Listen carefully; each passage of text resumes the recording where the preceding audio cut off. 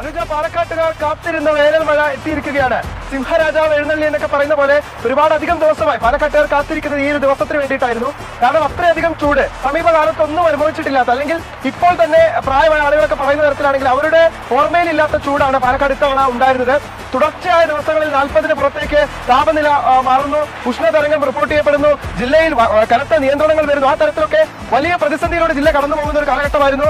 ജലസ്രോതസ്സുകൾ ഓരോന്നായി നിലയ്ക്കുന്ന സാഹചര്യം ഉണ്ടാകുന്നു. കൃഷിക്ക് വെള്ളമില്ലാതെ ആളുകൾ പ്രയാസപ്പെടുന്നു. അങ്ങനെ ഒരുപാട് ദുരിതങ്ങൾ, അത്തരത്തിലുള്ള വാർത്തകൾ നമ്മൾ നിരന്തരം റിപ്പോർട്ട് ചെയ്യുകയായിരുന്നു. പുറത്തേക്കൊന്നും ഇറങ്ങാൻ പോലും കഴിയാത്ത സാഹചര്യം, ഉയർന്ന ഹ്യൂമിഡിറ്റി, ഇതെല്ലാം ഉണ്ടായിരുന്ന സാഹചര്യത്തിനിടയിൽ നിന്നാണ് ഇന്നിപ്പോൾ ആശ്വാസമഴ എന്നാണ് നമുക്കിതിനെ വിളിക്കാൻ കഴിയുക. വേനൽ മഴ എന്നല്ല, പാലക്കാട്ടുകാർക്ക് വലിയ ആശ്വാസമാണ്. ഞാനിപ്പോൾ ഉള്ളത് കല്ലടിക്കോടാണ്. ഇവിടെ മാത്രമല്ല, മണ്ണാർക്കാട്, പാലക്കാട് നഗരം, ആലത്തൂർ, ചിറ്റൂർ എല്ലാ ഭാഗങ്ങളിൽ നിന്നും നമുക്ക് ലഭ്യമാകുന്ന വിവരങ്ങൾ എല്ലായിടത്തും ഇപ്പോൾ വൈകുന്നേരത്തോടു കൂടി നല്ല മഴ കിട്ടി തുടങ്ങുന്നു എന്നുള്ളതാണ് തികച്ചും ആശ്വാസകരമായിട്ടുള്ള ഒരു കാര്യം തന്നെയാണ്. നമുക്കറിയാം, തുടർച്ചയായ ദിവസങ്ങളിൽ എല്ലാ വെതർ സ്റ്റേഷനുകളിൽ നിന്നും ലഭിച്ചിരുന്ന അപ്ഡേറ്റുകൾ 40 ഡിഗ്രി, 41,